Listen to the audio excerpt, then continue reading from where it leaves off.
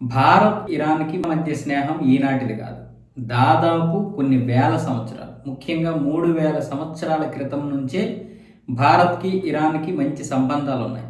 అక్కడ ఎన్నో విజయాలు సాధించినటువంటి భారత్ ఇరాన్లో కూడా గణిత శాస్త్రం, ఖగోళ శాస్త్రం, అలాగే వైద్యంలో ఇక్కడ కూడా పరిశోధనలు జరిపింది. అలాగే రెండు దేశాల మధ్య పురాతన నాగరికత సంబంధాలు కూడా మెరుగుపడ్డాయి. ఈ రెండు దేశాల మధ్య ఆ నాగరికతలు ఉన్నాయని ఖమేనీ చెప్తున్నాడు. ఖమేనీ అలాగే ఆయన అనుచరులు ఈ విషయాన్ని చెప్తున్నారు. అంటే ఇస్లాం ఏర్పడక ముందే రెండు దేశాల మధ్య సంబంధాలు ఉన్నాయంటే ఇస్లాం ఏర్పడక ముందు వీళ్ళందరూ ఎవరు? ఇస్లాం ఏర్పడిన తర్వాత ముస్లిమ్స్. మీకు విషయం తెలుసో లేదు, ఇప్పుడు సౌదీ అరేబియాలో ఇస్లాం ఏర్పడిన తర్వాత కేవలం 100-200 సంవత్సరాల లోపే మొత్తం అందరినీ ముస్లింగా మార్చేశారు. ఇస్లాం ఏర్పడిన 20 సంవత్సరాల లోపే టర్కీ అలాగే మిగతా దేశాలన్నీ కూడా ఇస్లాంలోకి వెళ్ళిపోయాయి. టర్కీ కావచ్చు, ఇరాన్ కావచ్చు, ఇరాక్ కావచ్చు, సిరియా కావచ్చు. అంటే అంత తొందరగా మార్చేశారు అన్నమాట, చంపేశారు. ఆ తర్వాత ఎక్కడ అడ్డుకట్ట ఇచ్చిందంటే ఆఫ్ఘనిస్తాన్ ప్రాంతంలో మనకి అడ్డుకట్ట రావడం జరిగింది. మన దేశంలోకి రావడానికి వాళ్ళకి అడ్డొచ్చింది. అంతవరకు కూడా కేవలం దశాబ్దాల్లోనే మారిపోయినాయి. ఎన్నో 2-3 దశాబ్దాల్లోనే అంతా మారిపోయింది. ఇక్కడికి వచ్చేసరికి మన రాజులు అడ్డగించారు. నేను అదే చెప్తున్నా, ఇక్కడ ఉన్న వాళ్ళందరూ హిందువులే, ఎవరూ ముస్లిమ్స్ కాదు. మారపడ్డారు. కత్తికి భయపడిన వాళ్ళు కొందరు, కాసులకు భయపడిన వాళ్ళు కొందరు, అధికారం కోసం కొందరు, జీవితం కోసం కొందరు, మానవ ప్రాణాల కోసం కొందరు.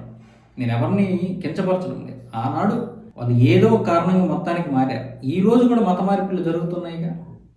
ఈరోజు మత మార్పిడులు వేరేగా ఉన్నాయి. భయపెడుతున్నారు. భయపెడటం, మన బలహీనతలు తెలుసుకోవడం, మనల్ని ప్రేమ పేరుతో, జిహాదీ పేరుతో మారిస్తున్నారు.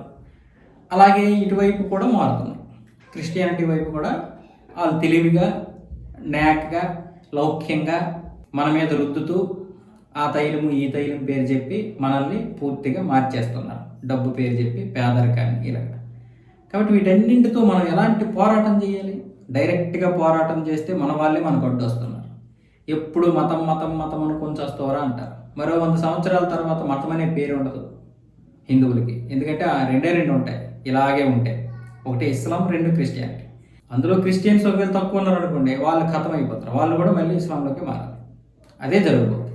నేను చెప్పింది చాలా జోక్గా ఉండొచ్చు, వీడికి ఇంకో పని లేదు అనుకోవచ్చు, మీకు ఇంకా చాలా పనులు ఉండొచ్చు, మీరు సంపాదనలో మీరు ఉండొచ్చు, లేకపోతే ఇంకొకరు ఏదైనా ఆనందంలో ఉండొచ్చు, లేకపోతే ఇంకొక దాంట్లో ఉండొచ్చు.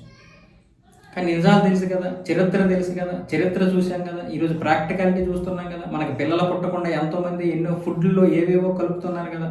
ఆ విషయాలు నాకు తెలుసు కాబట్టి నేను ఇంత ఆవేదనతో మాట్లాడుతున్నాను.